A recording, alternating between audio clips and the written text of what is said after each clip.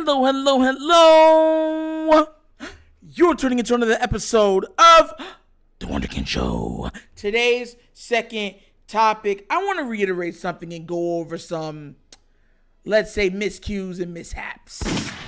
So, look, I want to retouch on the Bateman situation, right? Because I think sometimes, I'm in between like a weird space of trying to make the best content possible and still keeping you guys entertained. There's like a fine line.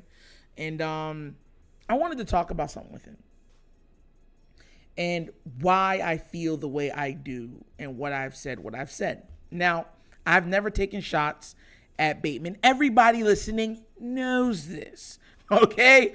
I am 100% Team Bateman, okay? And if you don't know, now you know. But there was worry. And if you're not worrying, I kind of find it a little tad bit odd because of the history of what the Ravens have done at wide receiver. Imagine this.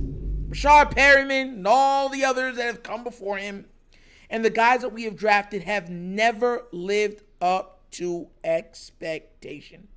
Even if there were flashes of greatness. They've never lived up to that mantle of what we think they could be.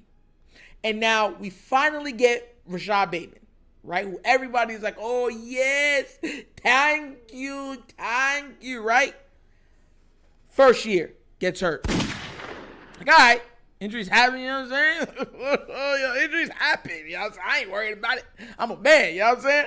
He's coming back even stronger. Second year, injury. So then your mind starts to be like, bro, there's no way he's this talented and injuries and stuff do this man's career in. You know what I'm saying? And I was scared for him for that. Not just scared as a fan, but scared for him. Like, yo, watch the videos all the way through. Some people will see the snap and then they'll be like, oh, Nitro feels this way. No, watch it in its entirety. Keep it in context, please. I'm looking over the stars that we have on this team. And, the last good receiver that we've drafted, I can remember, is, I believe, Torrey Smith, right? So, you could put Hollywood too, but Hollywood wanted out. So I had such high expectations for what Rashod Bateman could be.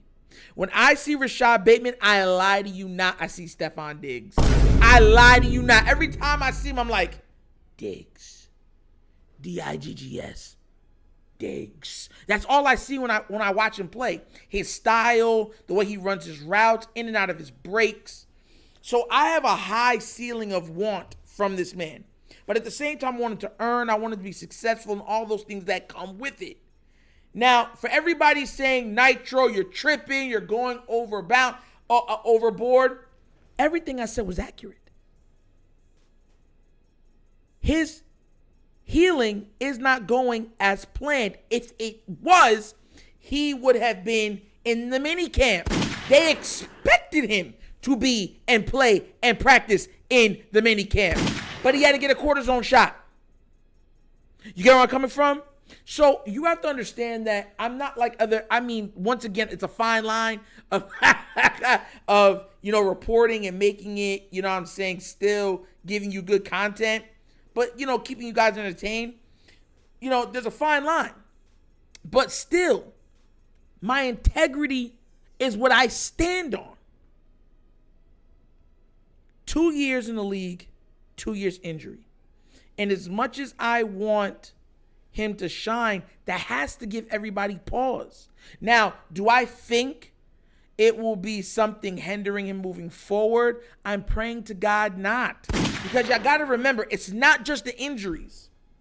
It was the workouts that were being done to him during the injury. You remember, we employed Dr. Frankenstein back there. Y'all remember Steve Saunders, the one that we fired? So that's where my pause comes from. Because I want to keep everything to encompass everything. I want to keep it in context. A lot of people don't get that. This team, the sky's the limit. Lamar Jackson has succeeded with less than stellar talent or hurt and injured talent. You have guys coming off of injury, and you have a star young guy coming in. So what you've done is you've got a whole bunch of guys that can do the job. So in case ones go down, you have someone that can step into his place. That's what theoretically the Ravens have tried to accomplish. My thing is, and this is my thing is, it doesn't change the historical value of what has happened so far. And I want people to understand that. Like, never misconstrue. I'm pro player. But I want you to understand that because of the history that goes along with wide receivers and the Baltimore Ravens, I'm worried. If he stubs his toe, I'm worried. If he breaks a fingernail, I'm worried.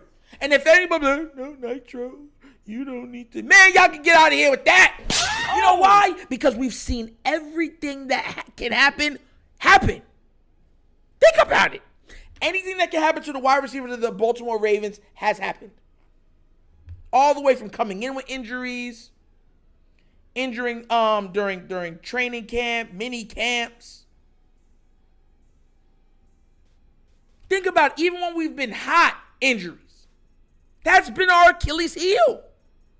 Do you know why the term came from Achilles heel? It was from a Greek mythology called Achilles. And his body was blessed by like the gods. But he had 1 week, because what happened is when he was born, his mom like dipped him in like the river Styx or whatever it's called like that. I don't know which one it is, but he dipped him in some river, and the only part that she didn't dip was the part where she held his foot, the Achilles. So it was the weak part of his body. It was the part that no matter how strong he was, if you hit that, he was finished. And if you've noticed, you know what I'm saying, our Achilles heel has been injury. Now, the problem is there's not so much you can do to really detract it. All you can do is try to hope that you can be preventative, but there's only so much you can do with it. So why do I worry? Because I have high hopes. High hope. I dare to dream. I dare to see beyond the horizon that other people have placed upon us. Don't you understand? I keep going back to whatever I say. If this team stays healthy, this can be a dynasty. And by a dynasty, I mean winning 3 titles in 5 years, 4 years. And out of those 4 or 5 years, there will be a repeat. I truly do believe this team is capable of that. So, because of those things, and because I know the Ravens are not like massive spenders on wide receivers, I want Bateman to work. I want what's best for Bateman, and I want him to work. Because also, let's be real, we know how the Ravens conduct business. Everyone was like, they gave OBJ money for 1 season. Think about this. So sorry if I'm a little worried. Sorry if I'm being worrisome and being a worrywart like some people were calling it. But it's because of our historical facts based on the wide receiver position. Like, yo, y'all don't understand. I want the best for the team. And if we got no wide receivers, we lose. I don't care what. Lamar could turn into Ultra Instinct Goku going against whoever you want. It's not enough. You need the help to alleviate and to make splash plays. Bateman is needed, especially for when the coming month, like the late months come, like the Decembers and the Januaries and stuff like that. That's when he's going to be needed the most. So, am I tripping if he misses 1, 2? Yes and no, because I thought he would miss like the first 1 or 2 games, but it's how he misses it. If they're training saying they're just ramping him up, I'm like, oh, okay, fine. But if he's missing 1, 2, 3 of the start of the season because his injury is still not healed, I'm worried because they're going to eventually get him back, and if he could try to rush himself back and re-injure it and have to have surgery and stuff all over again. Remember, these are screws in his foot. So please, be nice to me. I'm going through it, man. I worry for all of us. Don't y'all get it? Y'all don't have to worry because I carry that burden right on my shoulder. I'm dead serious with y'all, man. But what do y'all think? Do you think that Bateman returns at the beginning of the season and just goes off? Or do you think this is something that we should be worrying about moving forward, especially based on the history of his injuries and the history of Ravens wide receivers that have been drafted? Let me know down in the comment section, all right? But that's another episode of The Wunderkind Show. Thank you for watching. You know how we get down. We have fun and we laugh, but everything we talk about is rooted in what? Facts and truth. Please do remember, like, subscribe, hit that notification bell, leave a comment. You know, leave the comments. Just be respectful, please, and we'll be fine. And if you would like to donate, at the bottom of the screen is a QR code. QR code's to a Cash App. Cash App is located in the description of every video that we do, and the name of it is The Wunderkind Show. Also available is the Patreon. If you want extra access, you want behind the scenes, fantasy football, and all those things, that's how you do it. 3 tiers, amazing tiers, content-driven tiers. Take a look. Take a check out. Let me know what you think. All right. And last but not least, the Wunderkind Show is going to be having an addition soon. Yes, the Wunderkind Gaming channel. So keep your eyes peeled for that. That's coming very, very soon. But once again, this is the Wunderkind Show. The show's Nigel signing off. And as always, you guys know my slogan. Peace. And I am out of here. Yerp.